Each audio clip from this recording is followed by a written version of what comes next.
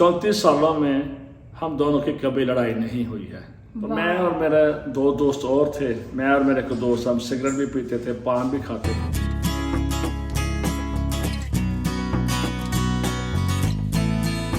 मामू जी, आप खाना खा लें तो फिर मैंने ना एक छोटा सा इंटरव्यू आपका रिकॉर्ड कर लिया। आपने खुदावंद यीशु मसीह को किस उम्र में कबूल किया था? मैंने 1995 में यीशु मसीह को अपना शख्सी निजात देना कबूल किया था। और वह कुछ ऐसे था कि मैकलेमैन ऑर्गेनाइजेशन थी जिसमें हम सेमिनार करवाते थे, कन्वेंशन कराते थे।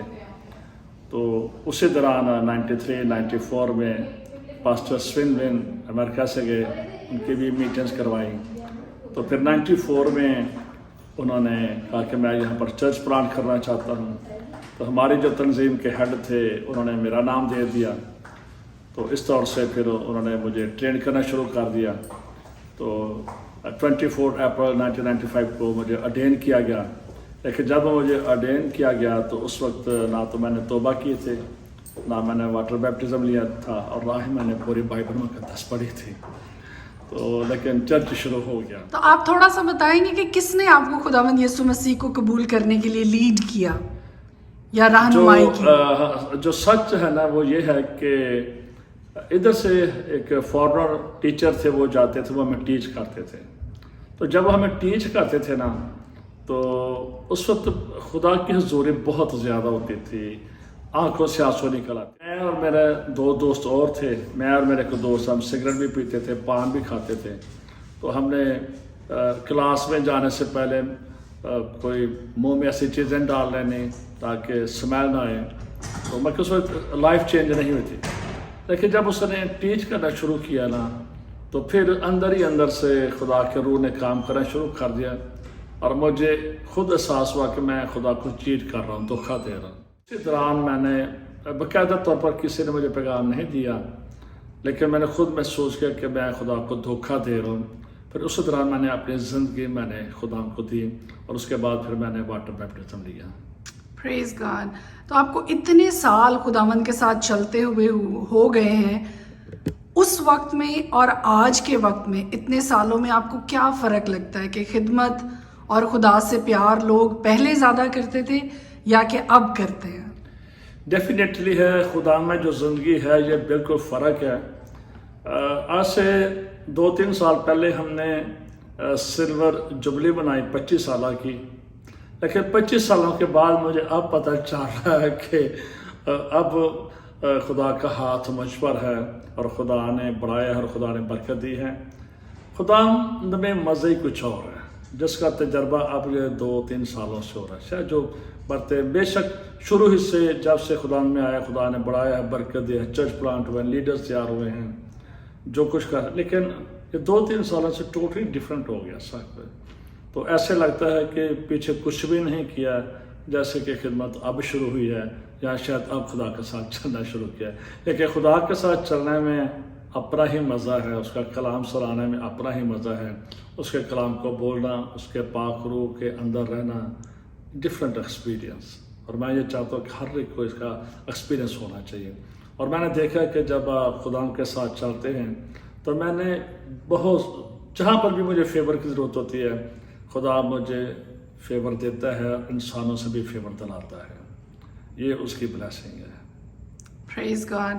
खुदावंद आपको बहुत से मुल्कों में लेके गया है, खुदावंद आपको खिदमत के लिए इस्तेमाल करता है। मुल्क पाकिस्तान में खुदा आपको कसरत के साथ इस्तेमाल कर रहा है, ये किसी से ढकी छुपी नहीं है बात।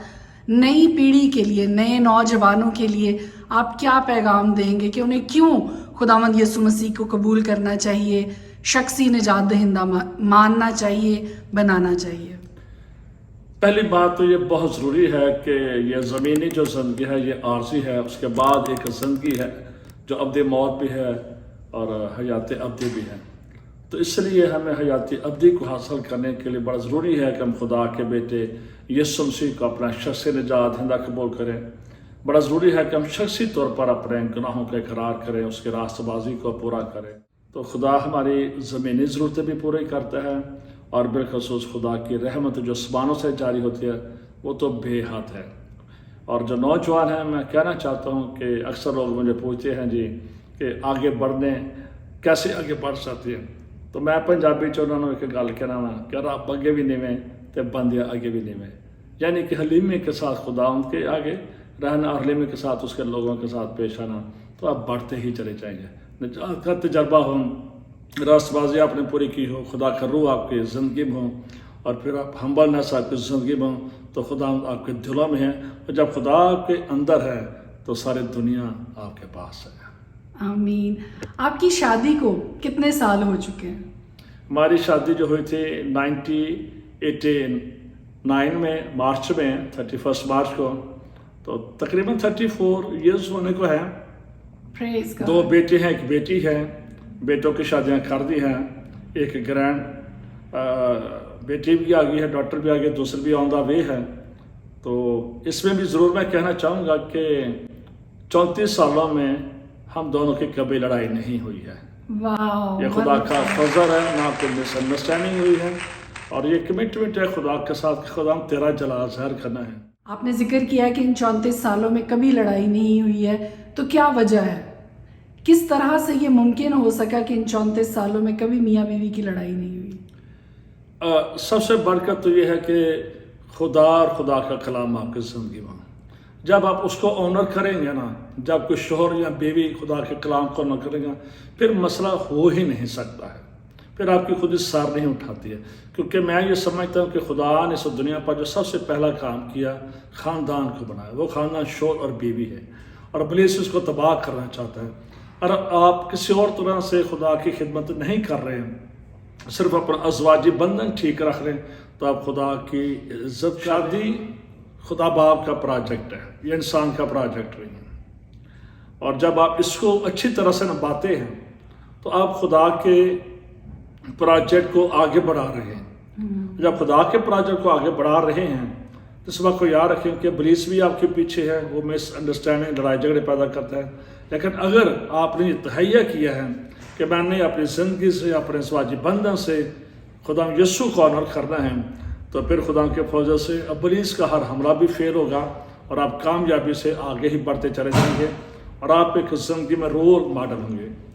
میری یہ کمٹمنٹ ہے کہ ازواج کے تعلق سے یا خدمت کے تعلق سے کہ اپنی زندگی میں ہمیشہ خدا کے فضل سے، اس کے لہو کے نیچے رہ کر، پاک روح کی قدرت سے ہمیشہ ایک اچھی لیگسی چھوڑیں۔ اور پھر میں نے دیکھا ہے کہ ایسا کرنے سے خدا کا بھی زبان کھلا رہتا ہے، لوگوں کے دل بھی کھلے رہتے ہیں، لوگوں کے ہاتھ بھی کھلے رہتے ہیں، اور آپ خدا ان میں اور دنیا میں بڑھتے ہی چلے جاتے ہیں۔ آمین۔